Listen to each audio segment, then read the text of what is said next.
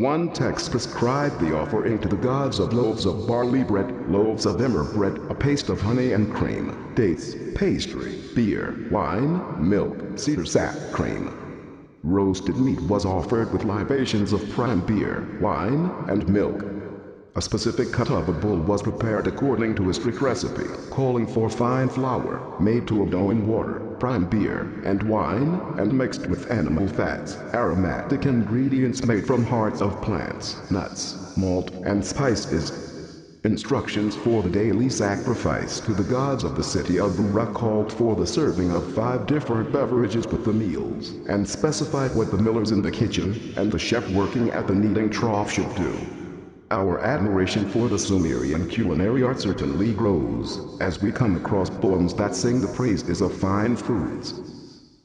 Indeed, what can one say when one reads a millennia-old recipe for silk woven in the wine of drinking, in the scented water, in the oil of unction? This bird have I cooked, and have eaten. A thriving economy, a society with such extensive material enterprises could not have developed without an efficient system of transportation. The Sumerians used their 2 great rivers and the artificial network of canals for waterborne transportation of people, goods, and cattle. Some of the earliest depictions show what were undoubtedly the world's first boats. We know from many early texts that the Sumerians also engaged in deep water seafaring, using a variety of ships to reach faraway lands in search of metals, rare woods and stones, and of their materials unobtainable in Sumer proper. An Akkadian dictionary of the Sumerian language was found to contain a section on shipping, listing 105 Sumerian terms for various ships by their size, destination, or purpose for cargo, for passengers, or for the exclusive use of certain gods. Another 69 Sumerian terms connected with the manning and construction of ships were translated into the Akkadian. Only a long seafaring tradition could have produced such specialized vessels and technical terminology. For overland transportation, the wheel was first used in Sumer.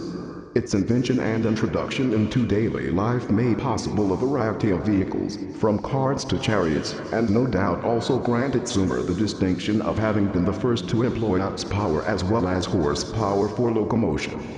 In 1956, Professor Samuel M. Kramer, one of the great Sumerologists of our time, reviewed the literary legacy found beneath the mounds of Sumer.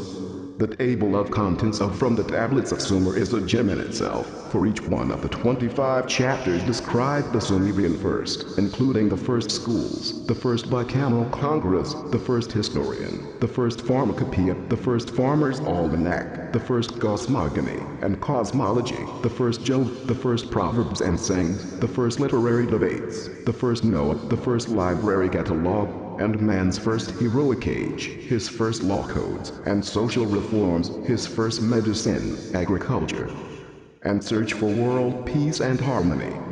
This is no exaggeration. The first schools were established in Sumer as a direct outgrowth of the invention and introduction of writing.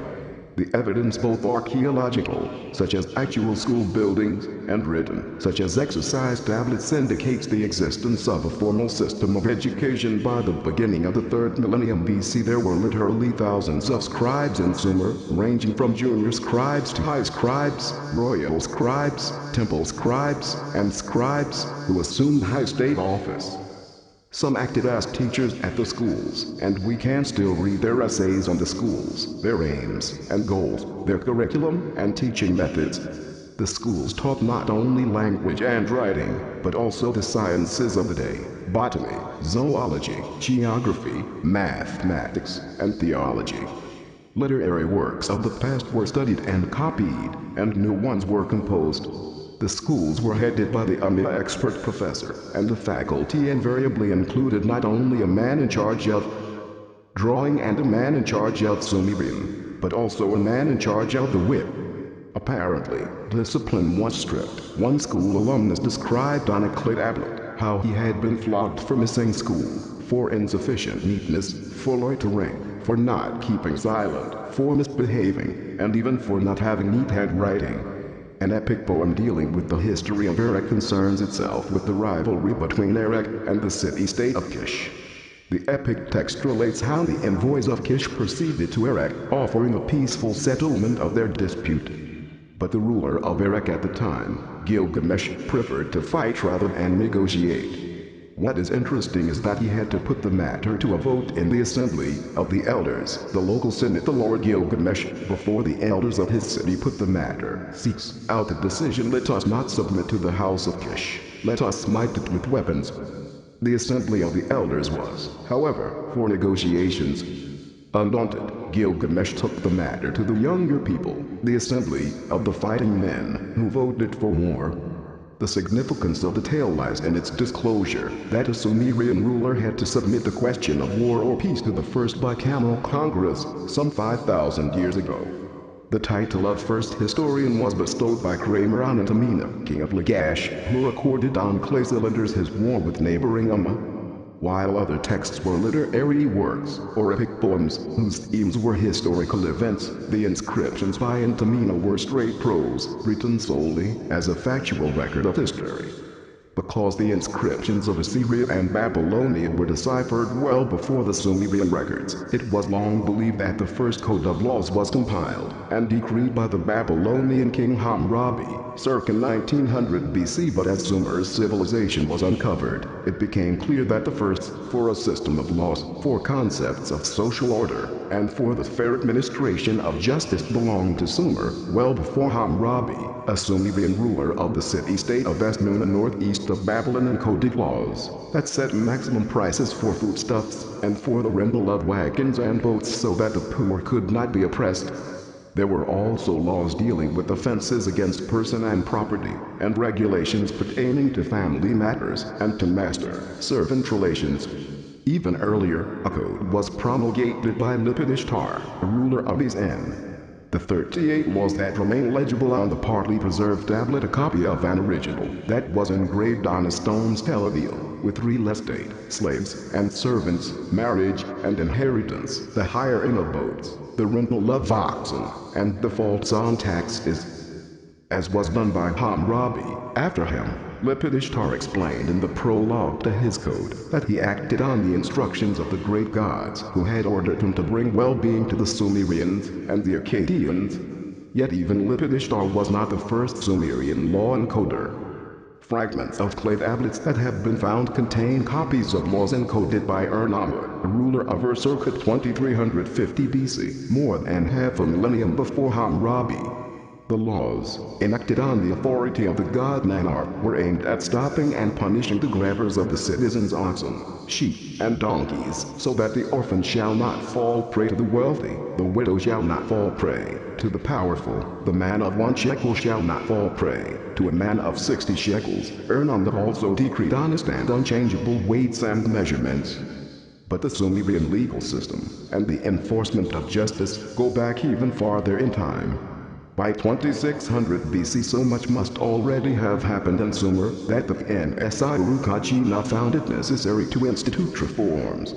A long inscription by him has been called by scholars a precious record of man's first social reform based on a sense of freedom, equality, and justice, a French revolution imposed by a king 4,400 years before July 14, 1789. The reform decree of Uruk-hai listed the evils of his time first, then the reforms. The evils consisted primarily of the unfair use by supervisors of their powers to take the best for themselves, the abuse of official status, the extortion of high prices by monopolistic groups. All such injustices, and many more, were prohibited by the reform decree. An official could no longer set his own price for a good donkey or a house.